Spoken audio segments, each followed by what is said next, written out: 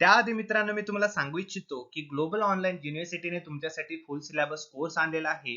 हा फुल syllabus course तुमच्या प्रिपरेशनसाठी खूप हेल्पफुल असणार आहे. या फुल सिलेबस कोर्समध्ये तुम्हाला प्रोव्हाइड केले जाणार आहे 25 मॉक टेस्ट, ज्यामध्ये प्रिव्हियस इयर क्वेश्चन टेस्टचा सुद्धा समावेश असणार आहे 2015 पासून ते 2020 पर्यंत. ओके, तर हे जे प्रिव्हियस इयर क्वेश्चन टेस्ट असणार आहे ते तुम्हाला डिटेल एक्सप्लेनेशन सोबत मिळणार आहेत. म्हणजे जेव्हा तुम्ही हे टेस्ट सबमिट कराल तेव्हा तुम्हाला त्याचं डिटेल्ड एक्सप्लेनेशन म्हणजे संपूर्ण स्पष्टीकरण तुम्हाला मिळणार आहे. कुठले प्रश्न चुकलेत, कुठले प्रश्न बरोबर आलेत याचं स्पष्टीकरण तुम्हाला मिळणार आहे. ओके, या प्रिव्हियस इयर क्वेश्चन टेस्ट सोबत तुम्हाला फुल सिलेबस टेस्ट सुद्धा मिळणार आहे तुमच्या प्रॅक्टिससाठी, जे की ग्लोबल ऑनलाईन युनिव्हर्सिटीच्या एक्सपर्टीजने तुमच्यासाठी बनवलेला आहे. ओके, या टेस्ट व्यतिरिक्त तुम्हाला फुल युनिट नोट सुद्धा मिळणार आहेत मराठी आणि इंग्लिश या कंबाईन लँग्वेज मध्ये, दोन्ही लँग्वेज मध्ये. ओके, हे जे नोट्स आहेत तुम्हाला प्रोव्हाइड केले जाणार आहेत, त्यामधून तुमचा कन्सेप्ट जो आहे तो पूर्णतः कव्हर होणार आहे.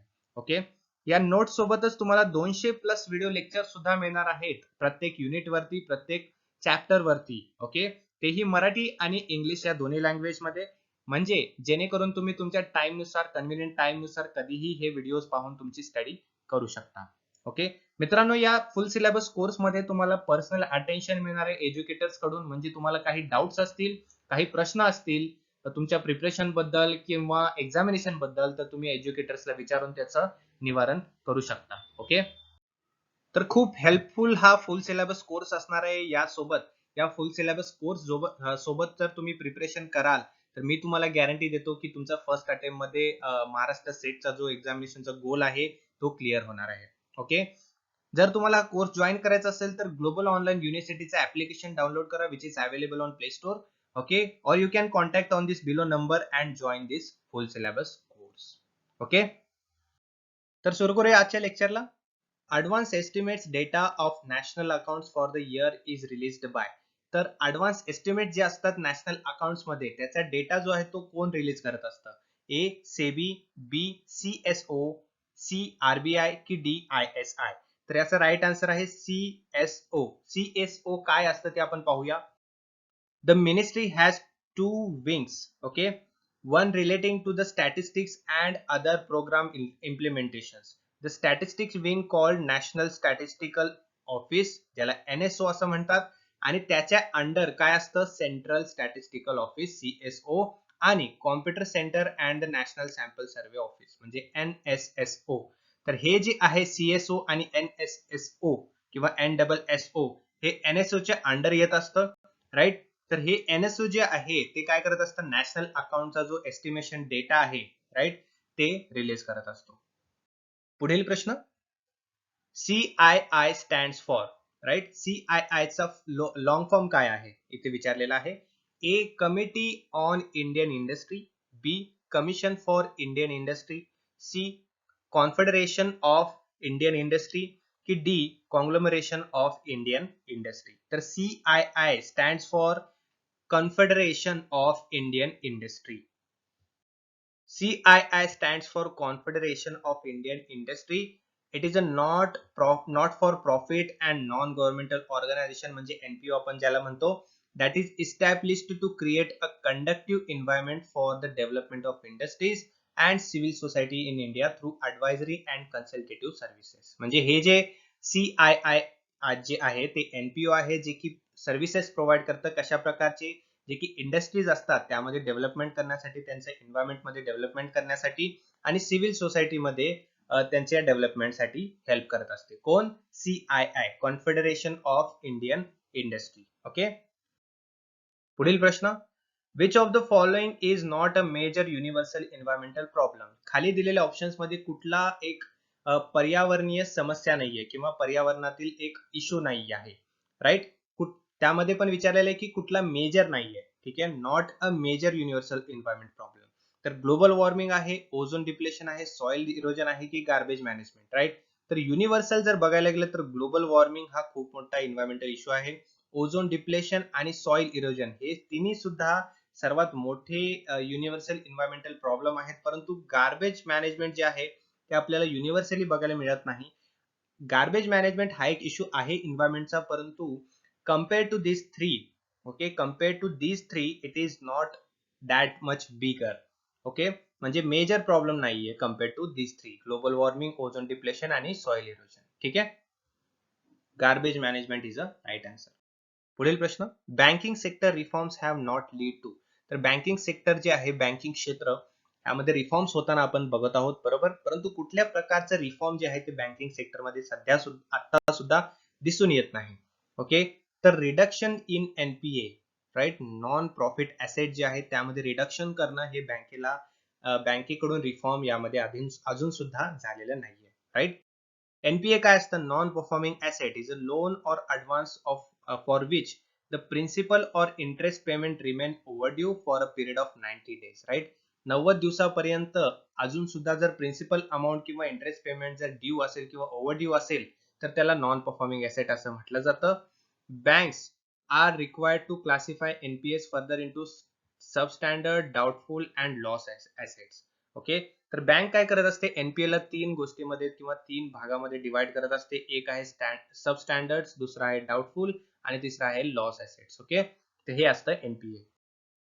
पुढील प्रश्न, VAT was introduced to replace. VAT जे आहे, व्हॅल्यू ऍडेड टॅक्स, राईट, त्याला रिप्लेस केलं गेलं होतं कुठल्या टॅक्स नंतर, राईट, किंवा कुठल्या टॅक्स द्वारे त्या वॅटला रिप्लेस केलं होतं. A income tax, sales tax, C custom duty की डी एक्साइज ड्युटी. तर आपल्याला माहिती आहे वॅट कशावरून रिप्लेस झालं होतं, तर सेल्स टॅक्स.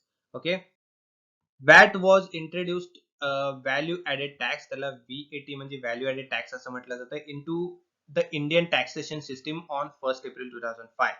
जर यावरती क्वेश्चन आला की वॅट कधी इंट्रोड्यूस झालं तर इंडियामध्ये, तर 1 एप्रिल 2005 हे लक्षात ठेवा. Okay, the existing general sales tax laws were replaced with the value added tax 2005 and associated VAT rules, right. म्हणजे रूल्स जे आहेत वॅट टॅक्सेस मध्ये ते सेम होते, परंतु सेल्स टॅक्स म्हणून आलं कोणाच्या जागेवर, व्हॅल्यू ऍडेड टॅक्सच्या जागेवर. म्हणजे सेल्स टॅक्सने व्हॅल्यू ऍडेड टॅक्सला रिप्लेस केलं. पुढील प्रश्न, window dressing of accounts is prohibited by. Window dressing ही एक टर्म आहे किंवा एक पद्धत आहे, प्रोसेस आहे अकाउंटिंग मध्ये. ती कशाद्वारे प्रोहिबिट केली आहे किंवा प्रतिबंध लावलेला आहे विंडो ड्रेसिंगवर, राईट. जनरली ऍक्सेप्टेड अकाउंटिंग प्रिन्सिपल्सने त्याला प्रोहिबिट केला आहे, की कॉस्ट प्रिन्सिपलने, की एन्टायटी प्रिन्सिपलने, की मॅचिंग प्रिन्सिपलने. तर विंडो ड्रेसिंग जे आहे अकाउंटिंग फील्ड मध्ये त्याला जनरली ऍक्सेप्टेड अकाउंटिंग प्रिन्सिपल जे आहे त्यानुसार त्याला प्रोहिबिट केलेला आहे, प्रतिबंध केलेला आहे. तर विंडो ड्रेसिंग काय असतं, window dressing is a technique used by companies and financial managers to manipulate financial statements and report to show more favourable result for a period, right. तर विंडो ड्रेसिंग म्हणजे काय, जे अकाउंट्स असतात, financial accounts किंवा कंपनीचे accounts, त्यामध्ये काय करत असते कंपनी किंवा फायनान्शियल मॅनेजर, जे फायनान्शियल स्टेटमेंट्स असतात त्यांना मॅनिपुलेट करत असतात, त्यांना असे या पद्धतीने रिपोर्ट तयार करत असतात की जेणेकरून त्यांचा रिझल्ट जो आहे त्या पिरियड मध्ये तो चांगला दिसेल किंवा फेवरेबल दिसेल, राईट. हे असते window dressing. Although window dressing is illegal or fraudulent, it is slightly dishonest and is usually done mislead investors. Okay, म्हणजे जे इन्व्हेस्टर्स आहेत, समजे की कंपनीमध्ये इन्व्हेस्ट करत असतात एका पर्टिक्युलर कंपनीमध्ये, आणि जर ती कंपनी असे विंडो ड्रेसिंग सारख्या पद्धती वापरत असेल तर काय होत असतं, त्या इन्व्हेस्टर्सला मिसलीड होत असतं, बरोबर. त्यामुळे विंडो ड्रेसिंगला जे आहे त्याला फ्रॉडलंट किंवा इलिगल असं कन्सिडर केलेलं आहे. वळूया पुढील प्रश्नाकडे. Payment of custom duty on import of machinery for modernisation of factory during the current year, right. तर एखादी company, manufacturing company, right, machinery import करत असेल कशासाठी, मॉडर्नायझेशन ऑफ फॅक्टरीसाठी, बरोबर. तर ते कुठल्या प्रकारचे एक्सपेंडिचर कन्सिडर केलं जातं असा प्रश्न विचारलेला आहे. A capital expenditure, B revenue expenditure, C deferred revenue expenditure, की डी अनप्रोडक्टिव्ह एक्सपेंडिचर, राईट. तर जर एखादी कंपनी मशिनरी खरेदी करत असेल किंवा इम्पोर्ट करत असेल कशासाठी, मॉडर्नायझेशन ऑफ फॅक्टरी किंवा कुठल्याही प्रकारासाठी, जर कंपनी प्रोडक्शनसाठी काही ऍसेट खरेदी करत असेल किंवा मशिनरीज, राईट, तर ते काय असतं, ते असतं कॅपिटल एक्सपेंडिचर, बरोबर. कारण ती खरेदी कशासाठी करत आहे, तर कॅपिटल तयार करण्यासाठी किंवा कॅपिटल क्रिएट करण्यासाठी, बरोबर. त्यामुळे त्याला कॅपिटल एक्सपेंडिचर असं म्हटलं जातं. Capital expenditure is a right answer. Capital expenditure, cap ex, are funds used by company to acquire, upgrade and maintain physical assets such as property, plants, building, technology or equipments. Okay, जर एखादी company खर्च करत असेल कशासाठी, capital वाढवण्यासाठी, for example assets खरेदी करत असेल, ऍसेट कशा प्रकारचे, प्लांट्स असेल, बिल्डिंग असेल, टेक्नॉलॉजी, इक्विपमेंट्स, हे कशासाठी लागतात, प्रोडक्शनसाठी, बरोबर. त्यामुळे प्रोडक्शनसाठी काही वस्तू किंवा काही ऍसेट्स खरेदी करत असतील एखाद्या कंपनी, राईट, तर त्या एक्सपेंडिचरला म्हटलं जातं capital expenditure. Capital expenditure is often used to undertake new projects और investment by a company. Okay, तर वळूया पुढील प्रश्नाकडे. In case the shares are forfeited, capital account is debited by. समजा जर शेअर्स आहे त्याला फॉरफिट केलं, जप्त केलं, राईट, तर कॅपिटल अकाउंट कुठल्या साईडला डेबिट केलं जातं किंवा कुठल्या अकाउंट मध्ये ते डेबिट केलं जातं किंवा कुठल्या कंडिशन मध्ये ते डेबिटेड केलं जातं. A, nominal value of shares, B, paid up amount on shares, की C, called up amount on shares, की D, uncalled amount of shares. तर आपल्याला माहिती आहे जेव्हा फॉरफिटेड केले जातात शेअर्स तर कॅपिटल अकाउंट कुठे डेबिट केलं जातं किंवा डेबिट कशाद्वारे केलं जातं, तर called up amount on shares. Okay, C option is a right answer. So basically, what is called up amount on shares? The company debits the share capital account with the amount called up to the date of forfeiture on shares. Okay, तर या ठिकाणी capital account जे आहे, share capital account, हे debited केलं जातं कशाद्वारे, amount called up द्वारे. Okay, it credits the shares allotment amount और शेअर्स कॉल अमाउंट. आणि क्रेडिट काय केलं जातं, तर शेअर्स अलॉटमेंट अमाउंट किंवा शेअर कॉल अमाउंट हे जे आहे ते क्रेडिट केलं जातं. आणि डेबिट काय केलं जातं, share capital account. Okay, with amount called up on forfeited shares but due from the share holders. Okay, so that is all about the called up amount on shares. पुढील प्रश्न, long term solvency of business is indicated by. तर long term solvency जी असते बिझनेसची ती कशाद्वारे indicate केली जाते, तर ती डेट टू इक्विटी रेशिओने केली जाते, लिक्विडिटी रेशिओने केली जाते, कॅपिटल गिअरिंग रेशिओने केली जाते, की डी करंट रेशिओने. तर डेट टू इक्विटी रेशिओ जो असतो त्याच्याद्वारे लॉंग टर्म सॉल्वन्सी जी आहे बिझनेसची ती इंडिकेट केली जाते. Long term solvency is indicated by debt equity ratio. Okay, the debt to equity DE ratio असं त्याला म्हटलं जातं, is calculated by dividing a company's total liability by its share holders equity. Okay, total liability जी असते company divided by share holders total equity केलं तर आपल्याला काय मिळतं, debt equity ratio. Okay, these numbers are available on balance sheets of a company's financial statements. तर हे जे share holders sorry total liability divided by share holders equity याचं calculation केल्यानंतर जे डेट इक्विटी रेशिओ मिळतो तो बॅलन्स शीट मध्ये दर्शवलेला असतो फायनान्शियल स्टेटमेंटचा. ओके, वळूया पुढील प्रश्नाकडे. The break even analysis may be described as. The break even analysis जे आहे ते कशाद्वारे डिस्क्राइब केलं जातं किंवा कोणत्या कंडिशनद्वारे आपण ते डिस्क्राइब करू शकतो, break even analysis. Okay, production and sales equation, की B, comparison between budget and actual utilization, C, sales and total cost for equation, की डी, कॅपॅसिटी लेवल इक्वेशन. तर ब्रेक इव्हन अनालिसिस जे आहे ते कशाद्वारे डिस्क्राइब केलं जाऊ शकतं, तर sales and total cost for equation. Okay, त्या ठिकाणी मी सांगतो तुम्हाला, हे आहे टोटल कॉस्ट, सॉरी सेल्स, आणि हे आहे टोटल कॉस्ट, राईट. हे जो इंटरसेक्टेड पॉइंट आहे याला ब्रेक इव्हन पॉइंट म्हटलं जातं आणि हे आहे ऍक्च्युअल सेल्स. ओके, तर जसं जसं सेल्स वाढत जातात त्यानुसार मार्जिन ऑफ सेफ्टी जी आहे ती सुद्धा वाढत जाते, बरोबर. तर हे असतं break even analysis. What is break-even analysis? Break-even analysis entails calculating and examining the margin of safety, जसं मी तुम्हाला सांगितलं, for an entity based on the revenues collected and associated cost. Okay, जेव्हा सेल्स आणि टोटल कॉस्ट या दोन लाईनी एका जागी इंटरसेक्ट करतात त्या ठिकाणी ब्रेक इव्हन अनालिसिस असतो. Okay, in other words the analysis shows how many sales it takes to pay for the cost of doing business. Okay, so that is all about break even analysis. I hope तुम्हाला concept कळाली असेल. जर कळाली नसेल तर मला comment box मध्ये तुम्ही विचारू शकता, मी नेक्स्ट क्लास मध्ये तुम्हाला त्याचा आन्सर मिळवून देईन. ओके मित्रांनो, आजचं सेशन एंड करण्याआधी मी तुम्हाला सांगू इच्छितो की न्यू बॅच सुरू केलेली आहे पेपर 1 साठी 7 तारखेपासून. ओके, तर ही जी बॅच आहे ही तुमची एक्झामिनेशन पर्यंत चालणार आहे. यामध्ये तुम्हाला 50 मॉक टेस्ट प्रोव्हाइड केले जाणार आहेत. ओके, या 50 मॉक टेस्ट मध्ये 2011 पासून 2020 पर्यंत प्रिव्हियस इयर क्वेश्चन टेस्ट असणार आहेत पेपर 1 चे. Okay, with detailed explanation.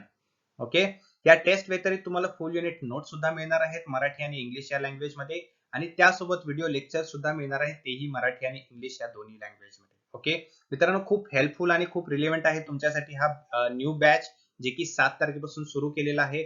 तुम्ही जर जॉईन केलेला नसेल तर लवकरात लवकर जॉईन करा आणि त्याचा पुरेपूर फायदा घ्या.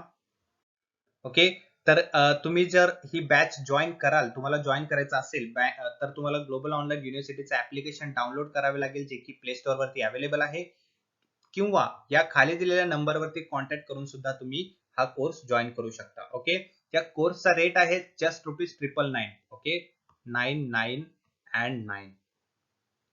ओके, जेव्हा तुम्ही हे कोर्स जॉईन कराल तुम्हाला व्हॉट्सअप ग्रुपमध्ये ऍड केलं जाईल, आणि रोज संध्याकाळी 6 वाजता तुम्हाला ही टेस्ट जे आहे त्याची लिंक तुम्हाला प्रोव्हाइड केली जाईल. ओके, ही जी लिंक तुम्हाला जी प्रोव्हाइड केली जाणार आहे व्हॉट्सअप ग्रुपवरती, ते तुम्ही कधीही तुमच्या वेळेनुसार जॉईन करू शकता, टेस्ट देऊ शकता, आणि कितीही वेळा ती टेस्ट तुम्ही देऊ शकता. ओके, जो टाइम टेबल आहे कधी आणि कोणती कोणती टेस्ट असणार आहे ते मी तुम्हाला सांगतो पुढे.